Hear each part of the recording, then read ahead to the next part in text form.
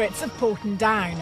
Last week, the Wiltshire Research Centre hit the headlines having announced the development of a vaccine against bubonic plague. It could be vital for protecting British troops in another war against Iraq. It's times like these when we want to put our trust in scientists. But what do we know about the track record of Porton Down? What we're finding out now is that people outside Porton Down, people in the West Country, that they were also part of Porton's experiments. How far can we trust the men in white coats?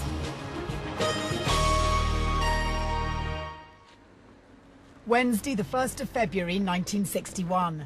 In the village of Ilchester in Somerset, preparations were underway for a journey, a top-secret journey. They were government scientists. Their cargo was a chemical. They were instructed to handle it very carefully. They're all togged up, but everyone else isn't. Rob Evans is a journalist who's researched hundreds of Porton Down experiments. The ex-servicemen who were at the heart of the germ warfare trials are fascinated by his tale of the Land Rover. The scientists were ordered to wear full protective clothing and respirators. Strange then, their mission was to spray the chemical through villages and towns on a 60-mile journey northwards. They set off at 10:45. They got a simulant, which was a chemical which would act as if it was a germ warfare cloud, but obviously it wouldn't be as lethal as one. They were in effect trying to find out how a germ warfare cloud would float across the British landscape. The scientists in the Land Rover were from Porton Down near Salisbury, set up in response to the use of mustard gas in the First World War. It's the oldest centre in the world for research into chemical and biological warfare. 40 years ago, and Porton was very much on alert, examining the effects of deadly nerve gases by experimenting on servicemen. The Cold War was at its peak. Russia was ahead in the space race, with Yuri Gagarin the first man to orbit the Earth. East and West were squaring up. The need for secrecy was imperative. For the Porton scientists, it would have been unthinkable to have described any of these tests in the back in the 50s.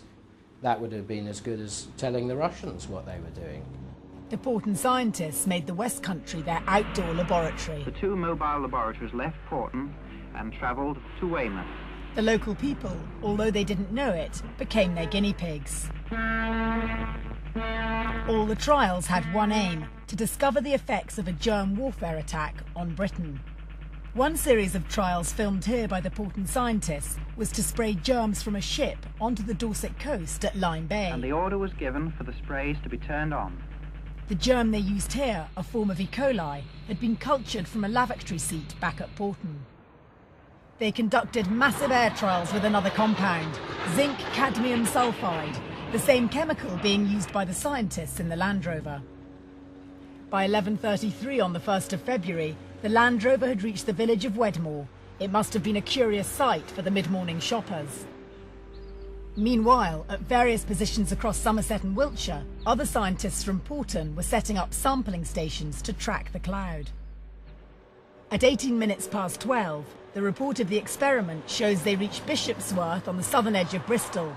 They then went on through the city centre. They were spraying out zinc cadmium sulphide in the middle of the day when there were lots of people walking around, and it was being done at lunchtime. And I think that of all the 100 and 200 trials that Porton did with zinc cadmium sulphide, I think this is the one trial that people got the biggest dose. So did it cause any danger to the public? We don't actually know how toxic it is. You know, scientists have looked at it and they admit that the data is sparse. The scientists from Porton Down declined to be interviewed by Inside Out. In a statement, they say an independent scientific report concluded that the zinc cadmium sulphide trials caused no danger to public health. In the areas where these trials took place, there was no evidence of increased incidence of diseases associated with cadmium toxicity. If Bristolians have reason to wonder about why they were made guinea pigs, then the servicemen who volunteered for tests inside Porton have even greater concerns. George Waite was 23 and serving with the infantry at Warminster. What he wasn't told was that he was to be tested with sarin, a deadly nerve gas that can kill in seconds. As soon as you enter the gas chamber, they time you. take your mask off for at least 2 to 2.5 minutes. You couldn't see anything away because your eyes were all running and so forth and so on, and your breathing was tight. When George Waite went through the gas chamber, the scientists already knew how dangerous their experiments were. Just the year before, a young airman, Ronald Maddison, had also volunteered. Liquid sarin was dropped onto his arm through strips of battle dress. Part of the way through the test, Ronald Maddison collapsed. 45 minutes later, he was dead. Servicemen who went to Porton after Ronald Maddison were not told of his death. If you're sent to war, fine, that's what you join up for. But to be subject to a gas or a nerve agent, you know, that you weren't told anything about and you're put at risk by your own officers, I think it's a disgraceful national scandal. Treated shoddy, to be quite honest. Really shoddy.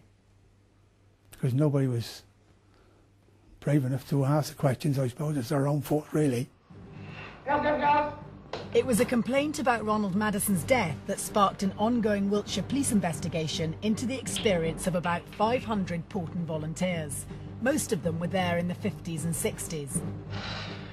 But the startling shock for the older Porton volunteers is the story of 38-year-old Ian Fuchs. He was 19 and a signalman stationed in Germany when he came to Porton in 1983. Then I was taken to one side and said, well, look, we'd actually like to test nerve agent on you because you've got an excellent lung capacity. He didn't realise there might be a problem until a television report about the Maddison death 16 years later. It wasn't until I actually saw the news article on BBC West. The first thought that actually went through was the absolute so-and-sos. They lied to me.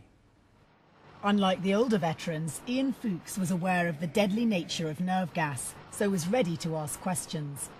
I asked them what were the long-term health implications of my taking part in this experiment. They said, oh, there's no long-term health implications.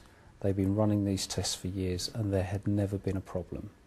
They said to you, there has never been a problem? They said to me, there has never been a problem.